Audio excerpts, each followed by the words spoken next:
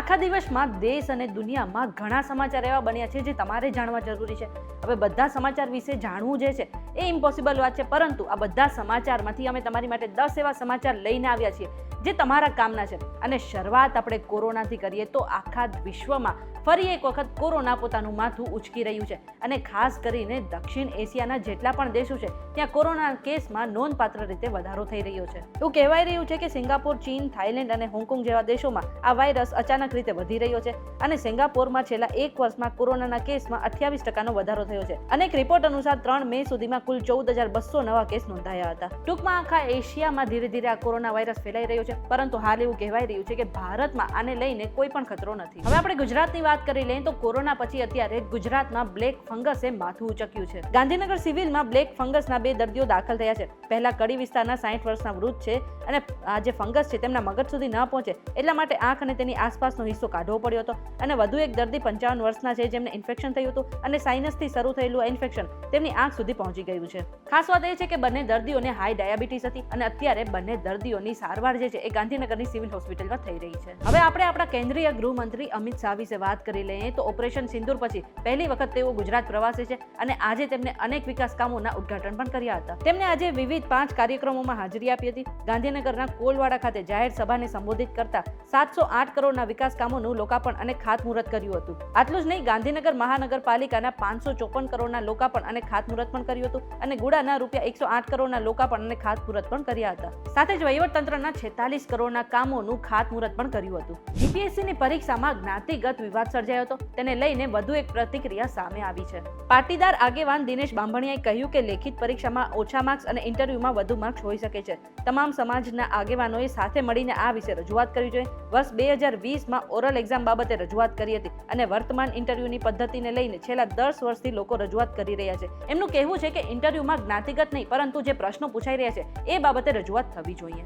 દાહોદમાં મનરેગા યોજનામાં કરોડો રૂપિયાનો કૌભાંડ કરવામાં આવ્યો હતો. હવે તેમાં કૃષિ અને પંચાયત રાજ્યમંત્રી બચ્ચુ ખાબડના દીકરાની ધરપકડ કરવામાં આવી છે. કૌભાંડનો આક્ષેપ થતા જિલ્લા ગ્રામ વિકાસ એજન્સીના નિયામકે 35 એજન્સી વિરુદ્ધ રૂપિયા 71 કરોડના કૌભાંડની ફરિયાદ જે છે એ પોલીસ સ્ટેશનમાં નોંધાવી હતી, જેમાં એક એજન્સી મંત્રી બચ્ચુ ખાબડના દીકરા બળવંત ખાબર અને કિરણ ખાબડની પણ હતી. આ કેસમાં પોલીસે આ પહેલા પણ 4 આરોપીની ધરપકડ કરી હતી અને આજે મંત્રીના 2 દીકરાની પણ ધરપકડ કરી છે. ભર ઉનાળે આખા રાજ્યમાં વરસાદી માહોલ છવાયેલો છે, આપણે બધાને ખબર છે, પરંતુ હજી આવનાર 7 દિવસ સુધી રાજ્યના જેટલા પણ ખેડૂતો છે એમની માથે સંકટના વાદળો છવાયેલા રહેશે, કારણ કે અરબ સાગર પર એક સાયક્લોનિક સર્ક્યુલેશન સર્જાયું છે અને આને જ કારણે આખા રાજ્યના અલગ અલગ વિસ્તારમાં આવનાર 7 દિવસ સુધી છૂટો છવાયો વરસાદ પડી શકે છે અને ખાસ કરીને જેટલો પણ કેરીનો પાક છે તેને પણ નુકસાન પહોંચી શકે છે. ગુજરાતની સાથે સાથે આખા દેશમાં વરસાદી માહોલ છવાયેલો છે. ખાસ કરીને આજે દિલ્હી NCRમાં વાવાઝોડું આવ્યું હતું અને આને જ કારણે અનેક જગ્યા પર પાણી પણ ભરાઈ ગયા હતા. બીજી તરફ મુંબઈમાં પણ ભારે વરસાદ થયો હતો અને આ કારણે જે લોકો છે તેમને પણ હાલાકી ભોગવવી પડી હતી. આટલું જ નહીં, હવામાન વિભાગે કહી દીધું છે કે આવનાર 18 થી 21 તારીખ સુધી દિલ્હીમાં યલો એલર્ટ છે અને ગમે ત્યારે ભારે વરસાદ આવી શકે છે. એટલા માટે એવું કહેવાય રહ્યું છે કે અત્યારે ઉનાળો પૂરો થઈ ગયો છે અને આખા દેશમાં જાણે ચોમાસું બેસી ગયું હોય ને એવું લાગી રહ્યું છે.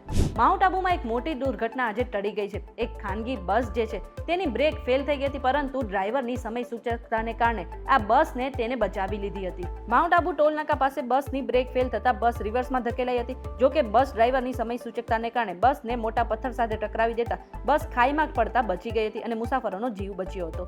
જો કે આ ટકરાવને કારણે એક મોટું વૃક્ષ જે છે એ ધરાશાયી થયું હતું અને 4 થી 5 લોકોને નાની મોટી ઈજા પણ પહોંચી હતી. ભારત અને પાકિસ્તાન વચ્ચે અત્યારે તણાવ ચાલી રહ્યો છે. એવામાં હરિયાણાથી એક મોટી અપડેટ સામે આવી છે કે હરિયાણાની એક યુટ્યુબર હતી જે પાકિસ્તાનની જાસૂસી કરતી હતી. આને જ કારણે તેની ધરપકડ પણ કરવામાં આવી છે. ભારતમાં સોશિયલ મીડિયા પર લાખો ફોલોઅર્સ સાથે લોકપ્રિય ટ્રાવેલ બ્લોગર અને યુટ્યુબર જ્યોતિ મલ્હોત્રા રાષ્ટ્ર વિરોધી પ્રવૃત્તિઓ અને પાકિસ્તાનની ગુપ્તચર એજન્સીઓ સાથેના સંબંધોના આરોપમાં ધરપકડ કરવામાં આવી છે. એવું કહેવાય રહ્યું છે કે તે ટ્રાવેલ વિથ જો નામની યુટ્યુબ ચેનલ ચલાવતી હતી અને પાકિસ્તાનની યાત્રા દરમિયાન તે પાકિસ્તાનના ગુપ્તચર એજન્સી ISIના એજન્ટના સંપર્કમાં આવી હતી અને આ કેસમાં અત્યાર સુધી 6 અલગ અલગ લોકોની ધરપકડ પણ કરી લેવામાં આવી છે અને આ 6 લોકો મોટે ભાગે હરિયાણા અને પંજાબના અલગ અલગ વિસ્તારોમાં રહેતા હતા. અત્યારે સોશિયલ મીડિયામાં ઇટલીના વડાપ્રધાન જોર્જી મેલોનીનો એક વિડીયો વાયરલ થયો છે. હાલમાં મેલોની યુરોપિયન પોલિટિકલ કોમ્યુનિટી કમિટીમાં હાજરી આપવા માટે તિરાના પહોંચ્યા હતા, જ્યાં આલ્બેનિયાના વડાપ્રધાન એડી રામાએ તેમનું સ્વાગત એવી રીતે કર્યું કે તે સોશિયલ મીડિયા પર અત્યારે વાયરલ થઈ ગયું છે. સ્વાગત દરમિયાન તેમનો અનોખો નજારો જોવા મળ્યો હતો. આલ્બેનિયાના વડાપ્રધાને ઘૂંટણીએ બેસીને મેલોનીનું સ્વાગત કર્યું હતું. મેલોની પણ આ સ્વાગતથી આશ્ચર્યચકિત થઈ ગયા હતા. જો કે આ વિડીયો અત્યારે ઘણો વાયરલ થયો છે અને લોકો અલગ અલગ પ્રકારના મીમ પણ બનાવી રહ્યા છે. ત્યારે આ બાબતે તમે શું વિચારો છો કમેન્ટ કરીને જરૂરથી જણાવી દેજો અને આવા જ વિડીયોઝ જોવા માટે અમારી ચેનલ સાથે જોડાયેલા રહેજો.